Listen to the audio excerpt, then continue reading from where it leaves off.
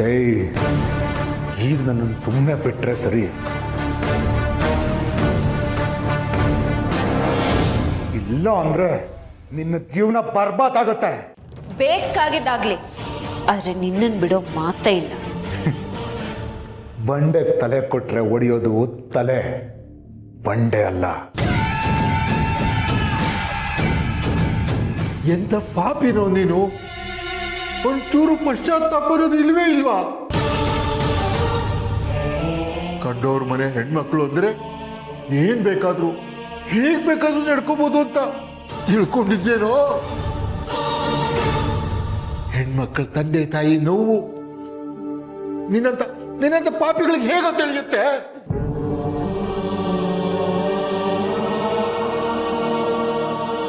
Sir, ಸಮಾಧಾನ ಮಾಡ್ಕೊಳ್ಳಿ.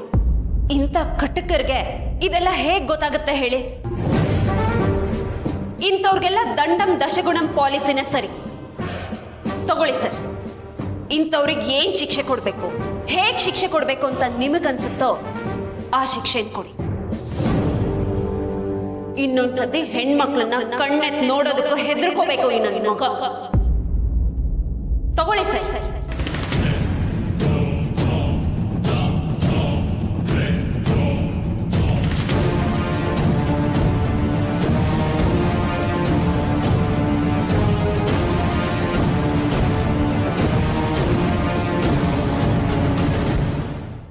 ತಗೊಳ್ಳಿ ಸರ್. ಮೇಡಮ್ ಹೇಳಿದ್ಮೇಲೆ ಇನ್ನೇನು ಯೋಚನೆ ಮಾಡ್ತಿದ್ದೀರಾ? ಆಗಿರೋ ಅನ್ಯಾಯನ ನೆನೆಸ್ಕೊಂಡು ಸರಿಯಾಗಿ ಬಾರಿಸಿ ಅವನಿಗೆ. ತಂದೆಗಾಗಿರೋ ನೋವೇನು ಅಂತ ಅವನಿಗೂ ಗೊತ್ತಾಗ್ಲಿ. ಅಪ್ಪ, ಹೇಗಿದೆಯಮ್ಮ? ನೋಡಪ್ಪ, ಹೀಗಿದ್ದೀನಿ. ಸಾಯಕ್ಕೂ ಆಗದೆ ಬದುಕೋದಕ್ಕೂ ಆಗದೆ ಒದ್ದಾಡ್ತಿದ್ದೀನಿ. ಇನ್ನು ನಾನು ಹೇಗೆ ತಲೆ ಎತ್ಕೊಂಡು ಓಡಾಡ್ಲಿ? ಇಂಥ ಸ್ಥಿತಿ ಯಾರಿಗೂ ಬರ್ಬಾರ್ದು ಅಪ್ಪ. ಯಾಕಾದ್ರೂ ಬದುಕಿದ್ದೀನಿ ಅಂತ ಅನಿಸ್ತಾ ಇದೆ.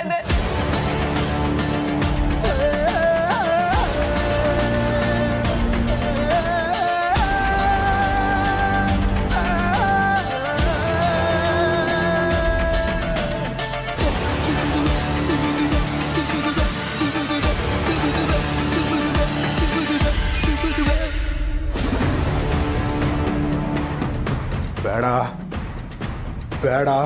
ನಿಮ್ಮ ಮಗಳನ್ನ ಆ ಪರಿಸ್ಥಿತಿನಲ್ಲಿ ನೋಡಿದಾಗ ನಿಮ್ಗಾದ ನೋವನ್ನ ತೋರಿಸಿ ಸರ್ ಇವನಿಗೆ.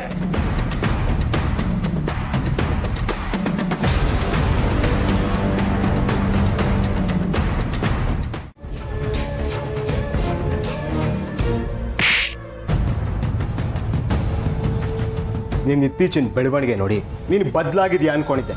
ಮನೆಯವ್ರೆಲ್ರು ಅಲ್ಲ, ಅವಳು ಬುದ್ಧಿ ನಾಯಿ ಬಾಲ ಇದ್ದಂಗೆ ಅಂದ್ರು. ನೀನ್ ನೋಡಿ ಎಲ್ಲೋ ಒಂದು ಕಡೆ ಅಯ್ಯೋ ಪಾಪ ಅನ್ಸೋದು. ಕೊನೆಗೂ ನಿನ್ ಬುದ್ಧಿ ತೋರ್ಸೇ ಬಿಟ್ಟಿಯಲ್ಲ. ನಾನು ಪುನಃ ಮದ್ವೆ ಆಗ್ತೀನಿ. ಸಾಧ್ಯ ಆದ್ರೆ ತಡಿ. ಬಾಲ, ನಾನ್ ಯಾಕೆ ಹೀಗೆಲ್ಲ ಮಾಡ್ತೀನಿ ಅಂತ ಅರ್ಥ ಮಾಡ್ಕೊಳ್ದೇನೆ ನನಗೆ ಹೊಡೆದ್ಬಿಟ್ಟೆ ಅಲ್ಲ. ನಿನಗೆ ನಾನು ಮಾಡಿರೋ ಕೆಲಸ ಅಷ್ಟೇ ಕಾಣಿಸುತ್ತೆ, ಆದ್ರೆ ಅದ್ರ ಹಿಂದೆ ಇರೋ ಉದ್ದೇಶ ಮಾತ್ರ ಗೊತ್ತಾಗಲ್ಲ ಅಲ್ವಾ?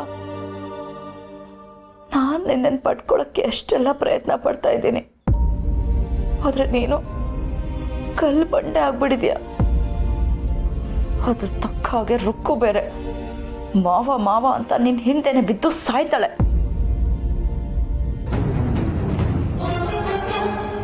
ನಿನ್ನ ಪಡ್ಕೊಳಕ್ಕೆ ಇನ್ಯಾವ ದಾರಿ ಇದೆ ಹೇಳು ಬಾಲ?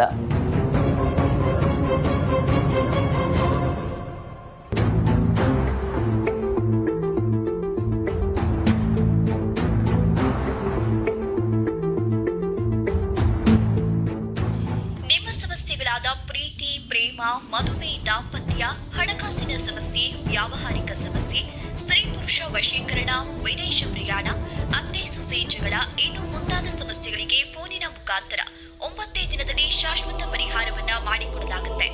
ಸಮಸ್ಯೆ ನಿಮ್ಮದು, ಪರಿಹಾರ ನಮ್ಮದು. ನಿಮ್ಮ ಸಮಸ್ಯೆ ನಿಮಗೆ ಕತ್ತಲಾಗಿದೆಯೇ? ನಿಮ್ಮ ಸಮಸ್ಯೆಗಳಿಂದ ಮುಕ್ತಿ ಹೊಂದಬೇಕೆ? ನಿಮ್ಮ ಸಮಸ್ಯೆ ಏನೇ ಇರಲಿ, ಎಷ್ಟೇ ಕಠಿಣವಾಗಿರಲಿ, ಚಿಂತಿಸುವ ಅಗತ್ಯವಿಲ್ಲ. ಪಂಡಿತ್ ಪರಶುರಾಮ್ ಆಚಾರ್ಯ ಅವರಿಂದ ನಿಮ್ಮೆಲ್ಲ ಸಮಸ್ಯೆಗಳಿಗೆ ಶಾಶ್ವತ ಪರಿಹಾರ ಸಿಗುತ್ತೆ. ಎಸ್, ನನಗಿವಾಗ ಉಳ್ದಿರೋದು ಇದು ಒಂದೇ ದಾರಿ. ಇದನ್ನೇ ಟ್ರೈ ಮಾಡಬೇಕು. ಹಾಗೆ ಮಾಡಿದ್ರೇ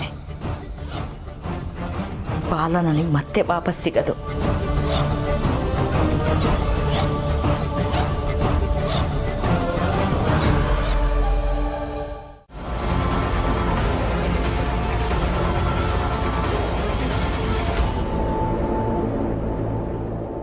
ಇದು ಸರಿಯಾದ ಸಮಯ ಅಲ್ಲ ಸತ್ಯ. ವೇಟ್ ಮಾಡಿ ಪ್ಲೀಸ್. ಇಂಥವ್ರನ್ನ ಸಿಗಟ್ ತೋಡ್ನ ಕಟ್ಟಿದ್ರು ತಪ್ಪಿಲ್ಲ ಮೇಡಮ್. ಇಷ್ಟಾದ್ರೂ ಒಂದು ಕಾನ್ಫಿಡೆನ್ಸ್ ನೋಡಿದ್ರ ದುರಹಂಕಾರ. ಅದೇನೋ ಹೇಳ್ತಾರಲ್ಲ, ಆರೋವಾಗ್ಲೇ ಉರಿಯೋದು ಜಾಸ್ತಿ ಅಂತ. ಹಾಗಾಗಿದೆ ಇವ್ರ ಕಥೆ. ಅದಕ್ಕೆ ಸ್ವಲ್ಪನೂ ಗಿಲ್ಟ್ ಇಲ್ದ ಹಾಗೆ ಮಾತಾಡ್ತಾಳೆ. ಡೋಂಟ್ ವರಿ ಸತ್ಯ, ಎಲ್ಲ ನಾನು ನೋಡ್ಕೋತೀನಿ. ಇಂಥವ್ರನ್ನ ಹೇಗೆ ವಿಚಾರಿಸ್ಕೋಬೇಕು ಅಂತ ನನಗೆ ಚೆನ್ನಾಗಿ ಗೊತ್ತಿದೆ. ಹಾಕಿರೋ ಸೆಕ್ಷನ್ಸ್ಗೆ ಮಗ ಒದ್ದಾಡಬೇಕು. ಅಷ್ಟು ಮಾಡಿ. ಖಂಡಿತ ಸತ್ಯ, ನಾನಿನ್ನು ಹೊರಡ್ತೀನಿ. ನಾಳೆ ಕೋರ್ಟಲ್ಲಿ ಸಿಗೋಣ.